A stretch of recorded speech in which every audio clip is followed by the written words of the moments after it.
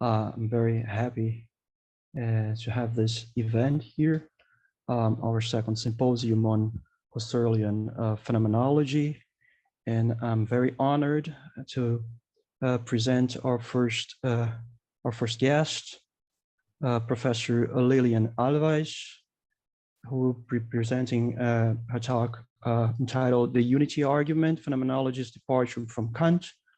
Just a few words on Lilian. She's assistant professor in philosophy at Trinity College, Dublin. Her area of specialization is modern European philosophy with a particular focus on Kant and phenomenology. She's the author of the book, The World Unclaimed, which provides a challenge to Heidegger's critique of Husserl. It argues that Husserl and not Heidegger, it is Husserl and not Heidegger who reclaims the phenomenon of the world that being and time sets out to salvage. And her recent work has focused on three areas in particular: the problem of non-existence, the problem of self, and the problem of perception. She's currently working on a book entitled In Search of the Self, and the paper she's presenting today forms the basis for the book. Lilian, thank you very much for being with us. I'm very eager to hear from you. I want to thank you very much for inviting me to take part in this conference. I wished I could be in Rio de Janeiro, but sadly I am in Dublin. This paper is a bit of a complicated paper because I'm trying to, maybe just to say what I'm trying to achieve. What interests me is the notion of pre-reflective experience and the general claim I want to develop that in pre-reflective experience, we're not yet conscious of ourselves as a self. And the question I would like to raise is, when exactly do we become conscious of ourselves as a self? And the unity argument in many ways is trying to address this and trying to make sense of this. By doing this, the starting point is, sorry, I'm not sure how to, yeah, okay. And by doing this, I first just want to explain what I mean by the unity argument. And indeed, in order then to see how we should understand our notion of the self actually to come about or to emerge. And I relate to the unity argument to Kant, because I think when we look within the phenomenological tradition, there's a strong sense when they give an account of pre-reflective experience, all seem to question the centrality that Kant attributes to the I think, or the self. And the I think stands for being conscious of myself as a self. And indeed, you can find this particularly strongly expressed with the founding fathers of Husserl, also Sartre, also Merleau-Ponty. And they all argue that what defines reflective experience is that it is not self-directed, but directed to the world. Pre-reflective experience, as Sartre says, is translucent. And part of the impetus that drives these thinkers is that the belief that the function and the role that Kant attributes to the I think, namely its capacity to synthesize, i.e. to bind together one representation with another, is superfluous. And the claim that underlies the unity argument is the claim that experience is already ordered, experience is already structured, experience is already lawful. So what they thereby argue that we do not need to synthesize experience or perceive in order to perceive relations that representations have with one another. The famous example they give is the example of listening to music. And the claim is that when we hear music, when we listen to music, what we hear are not individual notes, but what we actually hear is a melody. And the claim is the same holds that when we perceive objects. When we perceive objects, we necessarily perceive a unitary object, and we do not perceive a unitary object by adding up individual parts, by adding up particular perceptions of an object over time, but we necessarily perceive a unitary object as soon as we perceive it from a particular angle. Indeed, the argument goes much further than that. And it says that all our conscious experience is necessarily unified. In the same way as I cannot see a unitary object, I cannot but see, in the same way as I can only see a unitary object, I cannot just see a side of an object, without not realizing it as part of a unitary object. The claim is I cannot see objects but in isolation, but I can only see them in relation with one another as being part of a unitary world. Unity for phenomenology, in other words, is not a combination of its parts. So while Kant asserts that we can only represent to ourselves anything as combined in the object, which we have not previously combined ourselves, so we need to combine experience in order to create a unity, phenomenologists argue that what we perceive objects as combined. Synthesis, in other words, does not indicate that it is brought about by a subject, but synthesis, in other words, is given.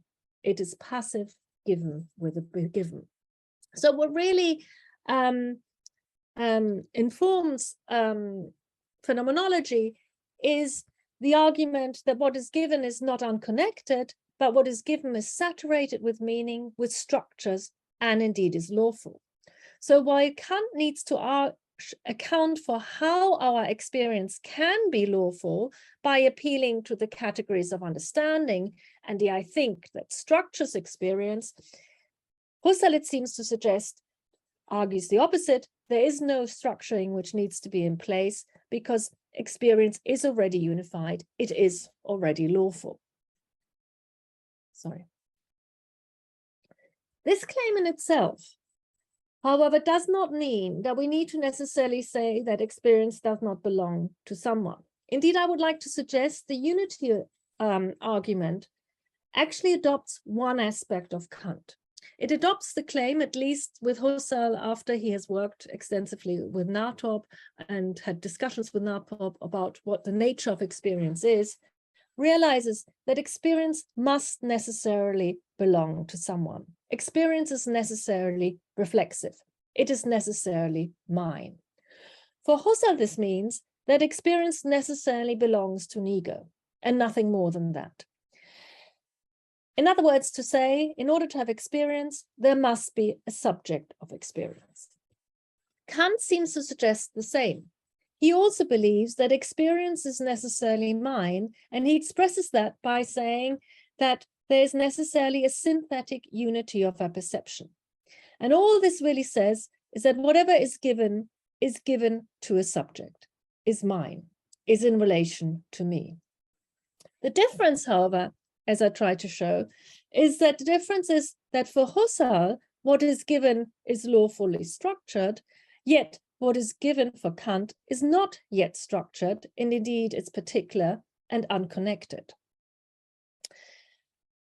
For Husserl, therefore, the synthetic unity of a perception, the claim that experience must be mine, is already meaningful, whereas for Kant it is not.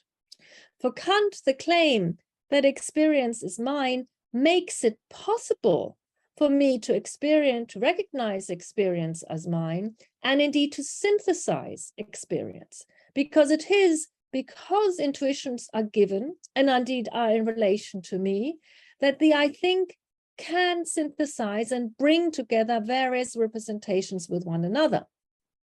The I think, however, Husserl Kant believes, only emerges in and through this synthesizing activity. In view of this, Kant believes that I'm only conscious of myself as a self because of the synthetic unity of our perception, because experience is already mine. It is because it is mine, I'm able to synthesize it, and because I'm able to synthesize it, I can thereby combine objects. I can thereby sorry, I can't see my slides. That's why I don't know how to make myself smaller. I think I've got it down. And because I can synthesize experience through so let me say that again. Experience is necessarily mine for Kant, but it is unrelated. But because it is mine, I'm able to synthesize it. That is to say, I'm able to become conscious of myself as an identical self, that what she calls the analytic unity of perception, the I think, through my act of synthesizing representations with one another. The claim is I can only be conscious of myself as an identical self when I synthesize. Synthesizing is possible only if there is something that is given in such a way that it is open to determination, i.e., that I am able to synthesize. So I can only become conscious of myself as a self if experience is always already mine. This synthetic unity of our perception thus makes my self-consciousness, my awareness of myself as an identical self possible. The synthetic unity of our perception for Husserl equally makes it possible for me to become conscious of myself as an identical self.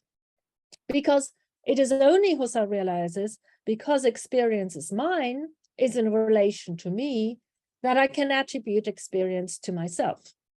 That is to say that I can reflect and recognize experience as mine. Kant, however, believes that the synthetic unity of a perception doesn't only make it possible for me to refer to myself, to ascribe experience to myself, but it also makes possible to refer to objects in the first place. Because something can only be an object for me, Kant believes, if I'm synthesizing my representations and indeed synthesize them in accordance to certain rules, which are the categories of understanding. So there's this parallel between Husserl and Kant. Both Kant and Husserl believe that experience is necessarily owned. It is necessarily mine. For Husserl, this means that experience is not only necessarily mine, but it is also meaningful. It is also structured. For Kant, experience is necessarily mine, but it is not yet recognized as mine, and indeed it is not yet structured. I can only become conscious of myself as a self, Kant says, if I come to structure experience. And in structuring experience, I don't only become conscious of myself as a self, but also I become conscious of something as an object. Synthesizing makes objective experience possible. Because Kant believes something can only be an object of me when I unify and synthesize my representations. So what do we see about the unity argument? The unity argument thereby only takes one aspect of Kant into consideration, that seems to be the synthetic unity of our perception, but it questions that cognition is only possible if we also appeal to the I think that structures our experience. We don't need to appeal to the I think because experience is already structured. Sorry. Okay.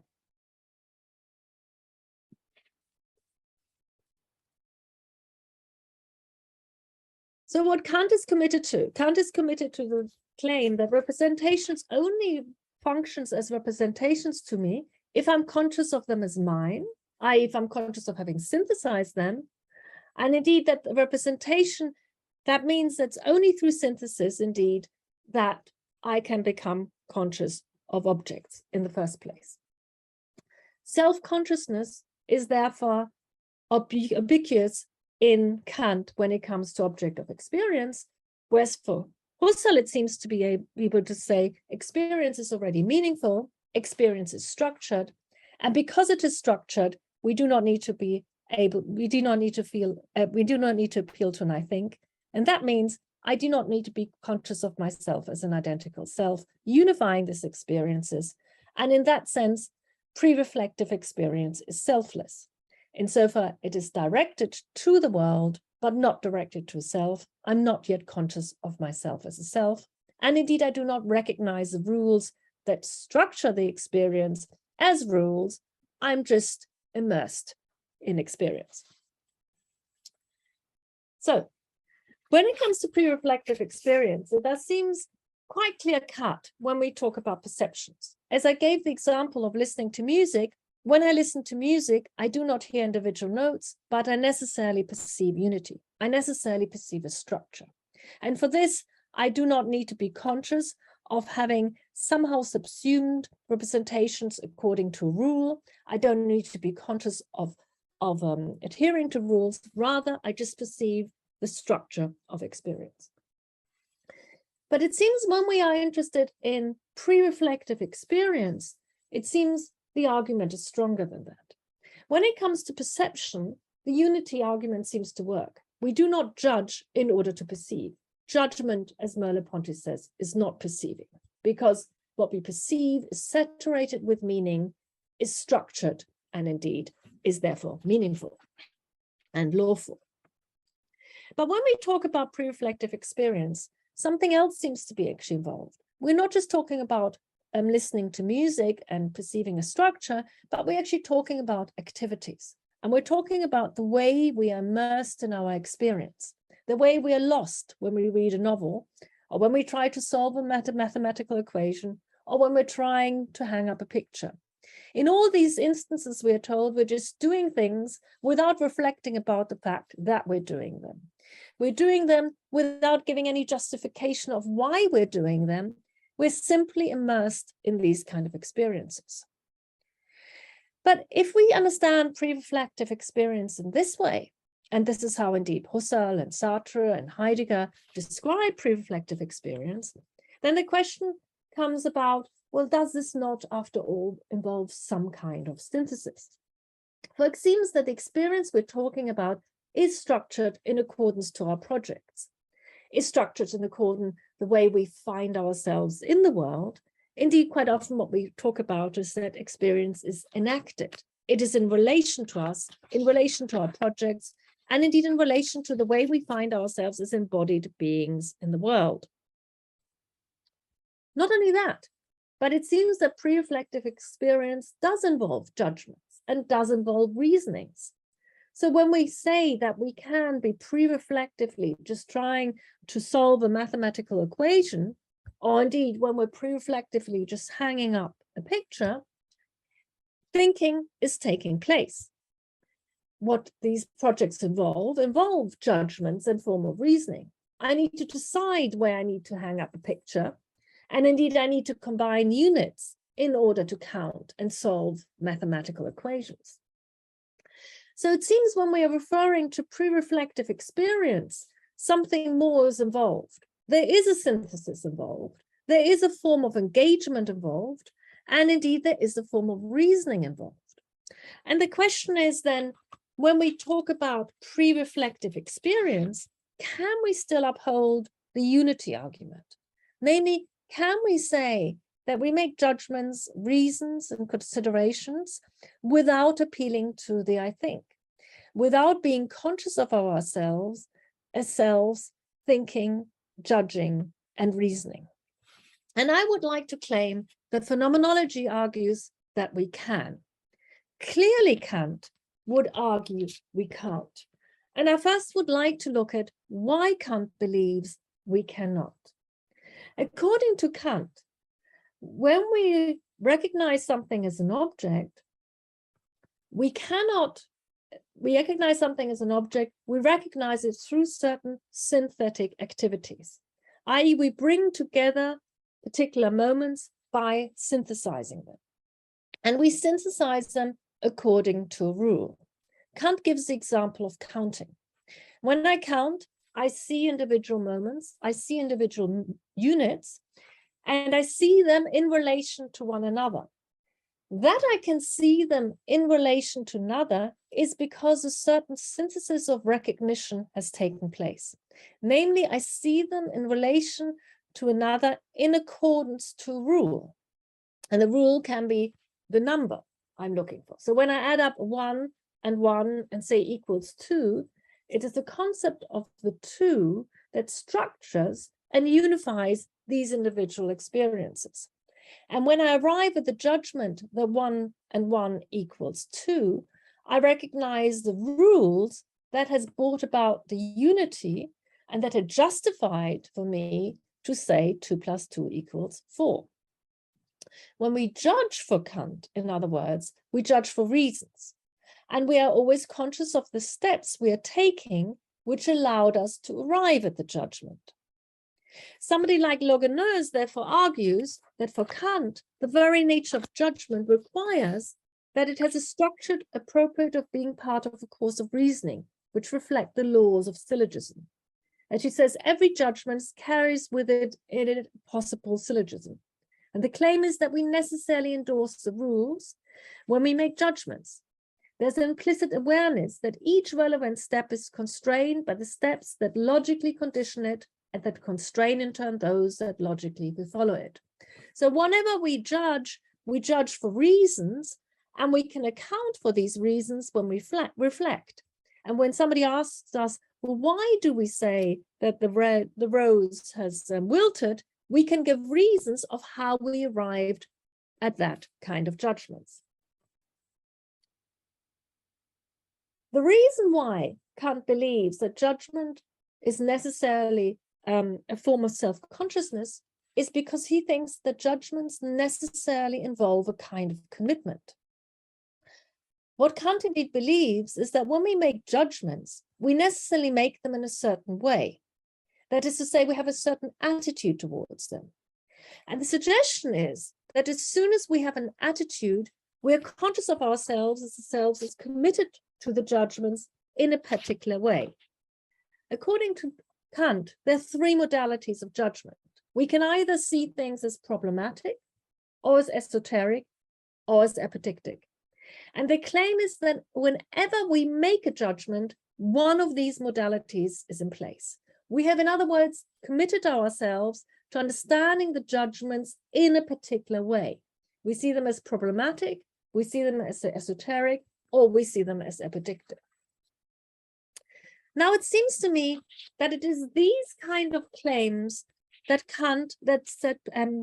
Phenomenology wishes to question.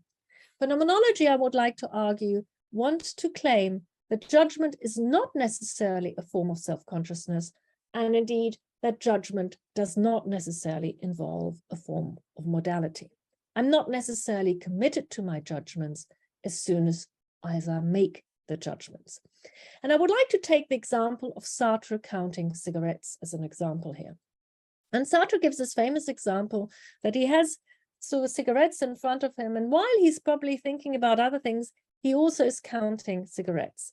But he's not really focusing on counting cigarettes, he's just counting cigarettes in the same way as we can doodle, or in the same way as we can daydream. He's just doing these things without thinking about that he's doing them. But he realizes that when he's asked what he's doing, he can account for what he's doing, and he can indeed say, well, I was counting. But actually, before he was reflecting on what he was doing, he was simply counting. He was immersed in the experience without any self-directed thought whatsoever. But the question is, how should we understand this? And I believe what Sartre is here suggesting is the following. He's suggesting that on the pre-reflective level, I'm just absorbed in my activities without recognizing the reasons that structure my experience.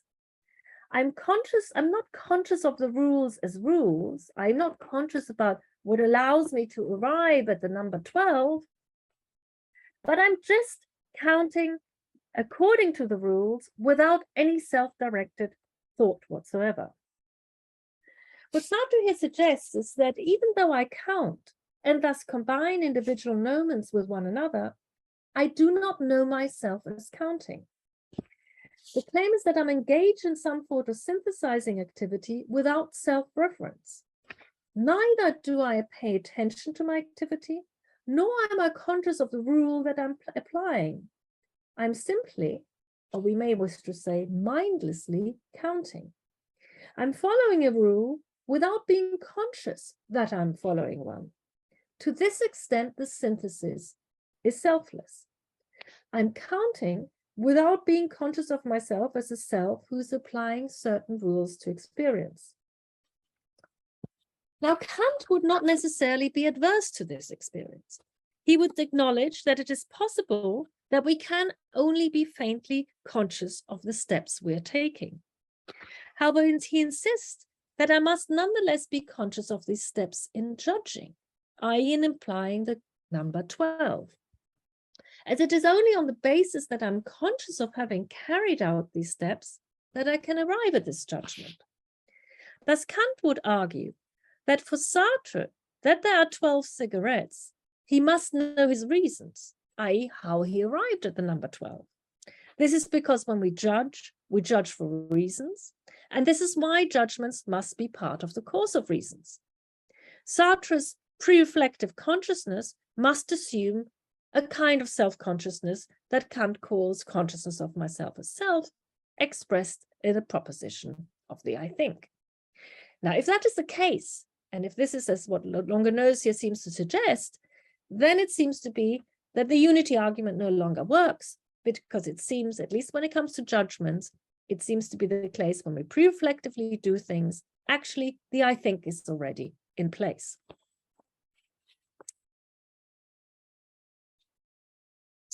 But I would like to claim that actually phenomenology shows that Kant's position is in the reverse order. It is a logic based après le coup. The error consists in building an argument that depends essentially on the possibility of self-attribution. The claim seems to be that because when asked what he was doing, Sartre could provide reasons and recount his steps, he must have not only been conscious of having taken these steps, but he must have also been conscious of the reasons, i.e. the rules. So what is required is that the I think is constantly active, endorsing and recognizing ways of reasoning, even if I'm not aware of them. And Sartre seems to acknowledge this when he says, when I'm asked what I'm doing, the answer does not only track the instantaneous consciousness, which I may reach by reflection, but also those that passed without being reflected, those that are forever unreflected in my immediate past. He acknowledges that I can retrace my steps, and the fact that I can retrace them means that they were mine all along. But, and this is, I think, where phenomenology departs from Kant, this does not mean that I have described them to myself and that I have been conscious of the rules all along. What phenomenology suggests, I would like to say, that we can follow rules without endorsing or recognizing them as the right way of reasoning. Namely, what we need to do, we need to differentiate between holding a belief and letting something count epistemically. On the pre-reflective level, we just hold a belief, they're all mine, but I do not yet count them epistemically. I believe, therefore, that Sartre's example of counting suggests that Kant is missing a step. There's a difference between having a propositional thought or making a judgment that that's 12 cigarettes and regarding myself as bound or committed by that judgment. Sartre says in the above passage that when I'm mindlessly counting the number 12, when I'm mindlessly counting, the number 12 presents itself as an objective property.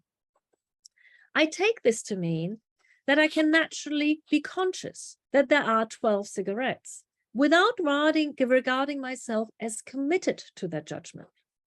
When phenomenology thus argues that we can pre-reflectively count, I think the claim is that very often we make judgments like 2 + 2 = 4 or pi is an irrational number without necessarily identifying ourselves with the reasons or recognizing the rules as rules. I do not need to recognize them as the right way of reasoning in order to make the judgment. The problem, as I see it, that Kant interprets judgments as a form of consciousness of the rules as rules. Judgments involves recognition of the right way of reasoning. But as Husserl has shown, any theory of judgment, or better, any purely characterization of the judgment, which identifies its peculiar quality of assent or acceptance or denial or rejection of some presented state of affairs presented by the object in general, is not on the right path. So what Kant is questioning, what Husserl is questioning here, is whether judgment necessarily have a modality, i.e., whether judgment necessarily involves either that we assert it, that we see it as problematic, or that we see it as apodictic. It seems, first and foremost, judgments do not have a form or formality. It is not any form of assent at all. Rather, judgments present us with states of affairs that are open to commitment, that are open to approval or assent. Commitment, in other words, is a right way of reasoning, and indeed Husserl thinks it's a second order of thought. The assertion that P may well be subject to measure of rule, but to think P does not imply that I necessarily think it is right to think P because of Q. I just think P without evaluating its correctness. What phenomenology suggests is the following. He says that we go wrong in assuming that we self-ascribe the belief that P to ourselves because we're conscious of our judgments. Rather, I think what phenomenology is suggesting is that because we're thus judging, we are able to ascribe the belief that P to ourselves. This is because any reflective articulation of a judgment is about a judgment that is already involved in regarding a thing in a certain way. That is to say, I can only recognize that I believe that P because I already believe that P. In other words, the recognition that it is the right way of reasoning is always a second order thought. What Husserl thereby questions is that judgment is necessarily a form of self-consciousness. Indeed, what he's arguing, that judgment is only a form of self-consciousness, I believe, when he thinks it is problematic. The novelty, when it is problematic, the novelty of the claim is that he maintains that commitment to a certain form of reasoning on my part requires more than merely having an attitude towards judgment. Something additionally is required. We must need to justify it. This need, Husserl believes, arises when something goes wrong, or when something is put into question, or when we are aware that we may be held accountable. Judgments, Husserl believes, are only a form of self-consciousness when we regard them as problematic and are forced to take an evaluative stance and need to endorse them in one way or another. That is to say, for Husserl, judgments are only a form of self-consciousness when they're problematic. Kant calls judgments problematic when there's a free choice of admitting a proposition and a purely optional admission into the understanding. In other words, problematic judgments, thus understood, interrogate the validity of our judgments. The force to commit ourselves, they force us to commit ourselves in one way or another. As Husserl puts it, when judgments are problematic, we realize we need to take a critical attitude. Problematic judgments do not contradict esoteric judgments, but they put them into question, and they force us to assume a point of view. Phenomenology thus shows it is only when judgments are problematic that our beliefs involve commitments, and such commitments involve meeting certain standards, providing reasons, re-evaluating where things it's necessary, and giving reasons. I believe this is why Husserl contrasts virtue as a habit to act in accordance to the right concept with a habit to act in a matter that fits the right concept. When judgments are problematic, I would like to argue, I not only act in accordance with what fits the right concept, but I act self-consciously. I act in an understanding of acting in the right way. I act in a manner that fits my judgment. What phenomenology thus shows that we need to differentiate between two different ways in which we account for our reasons. As Christopher Peacock observes, the first would be binding my representations in a way that is reason sensitive, and we do that pre-reflectively. And the second would be binding my representation in a way that involves in each state my explicit attributing myself the reasons for binding them so. And we do that when we reflect. Pre-reflective experience, in other words, is reason sensitive. This means I'm not yet conscious of the rules as rules. I only act in accordance to the rules, but I do not consciously endorse them and identify myself with the reasons of why it is right to be thus committed. What phenomenology thus tells us about, what a phenomenon tells us is true about all experience. We only become conscious of ourselves as selves when experience is problematic. It can be problematic in various ways. One is when we need to give an account of what we're doing, or when we're aware that there is a possibility that we may need to justify our actions in one form of reasoning. Another way is when experience questions our expectations, as is in the case of illusions, or when things simply go wrong and break down, as Heidegger has shown so well. In these instances, we no longer just blindly act according to the rules that structure our experience, but we become aware of the rules as rules. We become self-conscious. We see a need to take a stance and endorse the rules as rules. It is then, and only then, that we are conscious of ourselves as self, namely conscious of freely committing ourselves to certain judgments and actions and our take on the world. The I think thus does not refer to our capacity to make judgments, I think, according to Husserl, but it refers both to the de jure, both the commitment and the recognition of the right form of reasoning. The capacity of judgment in itself, however, does not yet necessarily involve such a commitment. Such a commitment is a necessary second-order thought which emerges only when things go wrong. In my lights, an important distinction thus opens up. What Husserl is here really showing is that my experience is rule-governed, but not all my experience has been freely endorsed by me. The reference to habits, which I had initially by referring to Aristotle, is helpful here. On the pre-reflective level, we also refer to habits, which are formed passively. These refer to what Aristotle calls habits to act with the right concepts. These are habits which describe the way we're engaging with others and the world pre-reflectively. They describe, indeed, doing mathematical puzzles, hanging up pictures, and indeed being absorbed in a novel. However, there are also peculiar habits that pertain to the I think, that are distinct from the passively endorsed habits that define pre-reflective experience. These are what I like to call intellectual habits. They refer to the awareness of the rules in conformity to which I act. These habits are based on the decisions which I have freely made. They refer to the rules and habits which I choose to adopt.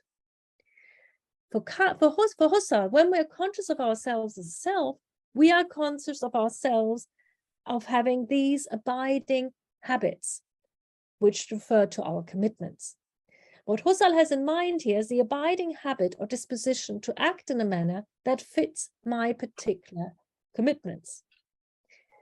So what I think Husserl is showing us here is that we need to differentiate two different ways in which we can understand experience. One is experience which is pre-reflective, to which we have not yet committed ourselves. And one is when we see ourselves as being committed to our experience in a particular way. I believe that this distinction has certain repercussions of how to understand the self in relation to the life we live. It is because experience can be mine without any self-ascription that we experience a chasm between the way we live our lives and the way we endorse it. The life we live is informed by our habits and conventions, which create lasting patterns and inform how I find myself in the world and in relation to others. This life is mine. It is shaped by my first-person perspective, but is not yet recognized as mine. It is selfless, or as Heidegger would put it, it is disowned, as I have not yet taken over ownership. As we have shown, the question of ownership, and with it the sense of self, arises only when experience is problematic, and we are forced to take a stance. Taking a stance, however, does not mean just making explicit the rules we have tacitly endorsed all along, but it means expressing a commitment for the first time. This is why reflection does not only make explicit what was there all along, but I want to claim is transformative. It is transformative because it introduces a point of view. When we reflect, we look out for patterns and evaluate our life in accordance with a normative vantage point, which shapes our understanding of who we are. We come to recognize that a certain way of living has a force on us. Sartre illustrates this well in his war diaries when he observes that as a young man, he thought his life was an oeuvre, that is to say, a series of works related to each other by common themes and all reflecting my personality. Life was like a novel. It had a unified narrative structure. Past, present, and future were all intimately linked and affecting each other. He thus assumed that when we reflect on our experience, we simply recount the commitments that have informed our lives all along. To put it in another way, he assumed that the way we live our life just reflects the way how life matters to us. But we have questioned this. Reflection does not make explicit what I have already tacitly endorsed, but forces us to take a stance for the first time. This is because pre-reflective experience is selfless, insofar as I have not yet endorsed it in any kind of way whatsoever. Our lives have a certain structure, but we do not yet regard it as structured. Rather, we simply live our lives.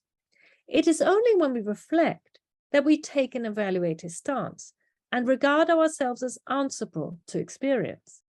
It is then that we are forced to take a position, and indeed it is then that it matters to us how we live our lives. Our lives, in other words, is not like a novel where we simply recount our experiences and make explicit the life we lived. Sartre recognizes as much and thus admits that he soon realized that the young Sartre was mistaken to see the life as an oeuvre. He was caught in a biographical illusion, according to which a lived life can resemble a recounted life. When we reflect, we do not just recount our past, but we choose and determine how we wish to understand our lives and how we wish to narrate it and give it meaning. What is normative are not our personal histories, i.e. the content, but the way we live our life, or the way we live our lives, but the stance we take. That is why a lived life does not resemble a recounted life.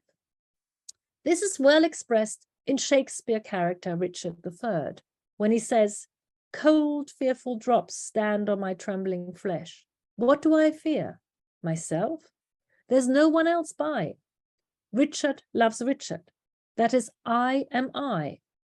Is there a murderer here? No. Yes, I am. Then fly. What for myself? Great reason why. Lest I revenge what myself upon myself? Oh no, Alice, I'd rather hate myself. For hateful deeds committed by myself, I am a villain. Yet I lie. I am not. Fool thyself, speak well. Fool, do not flatter." When I reflect upon my life and truly try to understand who I am, I become aware of myself as a self that is, however, split. On the one hand, as a critical onlooker, I am distinct from the empirical self whose life I'm evaluating. On the other hand, when I look at myself, I'm just an object of representation, just like any other. But there's an immediate identification with myself. I'm assessing a life that is necessarily mine. The paradox is that I do not feel at one with myself, but at the same time, I see myself as joined to myself in the hip. When I reflect, I necessarily recognize myself, the experience I had, or the life that I have lived. After all, they're all mine. Richard loves Richard. That is, I am I. Nonetheless, I see myself as distinct, as I have distanced myself from myself and taken a critical stance. Phenomenology thus explains how I can experience myself both as distinct and identical with myself. In the example above, Richard experiences the chosen in a dramatic way. He realizes that he does not love himself because he has never done anything good that merits love. He hates himself for the evil he has done to others. He expresses abhorrence about himself the villain and the murderer. When he reflects upon himself, he realizes that he himself is the most frightening person he could ever come to face with. He shudders from himself. Although he seeks to reject his identity by asking rhetorically whether there's a murderer in the room with him, he realizes that there's no escape from himself. He is who he is, a villain. In his fear, Richard tells himself to run away, but he knows that he cannot flee from himself. I am I. Experience is necessarily owned. It is mine. But he needs to regard himself as committed. But he does not need to regard himself as committed to this kind of life. Experience is own, but we have not yet taken over ownership, i.e., it is not recognized as mine. Taking ownership, endorsing experience, or expressing a commitment does not mean making explicit my ownership, but taking ownership for the first time. It involves a choice, how we want to understand ourselves. This is why understanding myself of the self may well be out of sync with the way we live our lives, and indeed why a lived life does not resemble a recounted one. The unity argument thus shows that we're not just beholden to the situation and our history as though they determine who we are. When we reflect, we see our lives as optional and are forced to take a stance and endorse what we regard to be correct. This is exemplified by Richard III. When he reflects, he regards himself as accountable for the life he has lived. Richard III is what he is, a villain. But he also sees himself as distinct. He's free to endorse who he is in a different way, be it by affirming, rejecting, or doubting. To this extent, he's also not what he is. It is precisely because he can take a critical stance that he can be afflicted with moral loathing and self-doubt. The example shows how our affectivity and freedom are essentially entwined. He is a villain, but when he reflects, he realizes that he has to be responsible to the way he has always already been, i.e., experience is necessarily mine. He's forced to be responsive to who he is. Indeed, the twist of the play is that while initially his aim was to prove to be a villain, once he recognizes that he has become one, he does not feel he has achieved his goal, but sees himself as odd with which what he now believes to be right. Even if only for a brief instance, he has become untrue to his conviction. However, he's still the same self. His past convictions remain, as Husserl will put it, struck through or crossed out. That is the transcendental habit of the self. This shows that our commitments entail a sense of fragility. The way we see ourselves, our take on the world, is never completely decided, but in principle always open to revision. This is because any commitment is based on a choice, which I can revoke at any time. Each decision and revision shapes me. They form a substrate of habitualities. They inform my understanding of myself as a self. Something important has come to light. The self emerges in the reflective space. It is necessarily distinct from pre-reflective consciousness. It is distinct because on the pre-reflective level, I have not yet endorsed my experiences. Yet the potentiality of commitment is entailed in pre-reflective experience. Because pre-reflective experience is mine, I can come to recognize it as mine. Reflexivity is thus a necessary condition of self-ascription. This explains how we can both experience ourselves as other to ourselves and at the same time as identical to ourselves. We can now understand the significance of the unity argument. It explains why our recounted lives can be at odds with the way we live our lives. When we are conscious of ourselves as selves, we no longer regard ourselves as fixed by our identity, history, or past, but we regard ourselves as free and choose how we want to live our lives. Reflection forces us to take a stance. When I reflect, I'm conscious of myself as an epistemic agent. I evaluate the way I am. I see myself in a certain way and decide what counts as reasons for my practical identity. It is only when I reflect that I regard myself committed to certain norms and standards of correctness. It is then that my life matters to me, and I see myself forced to commit myself in one way or another. The unity argument thus shows that experience, and indeed the life we live, is something for which we do not regard ourselves as automatically accountable for.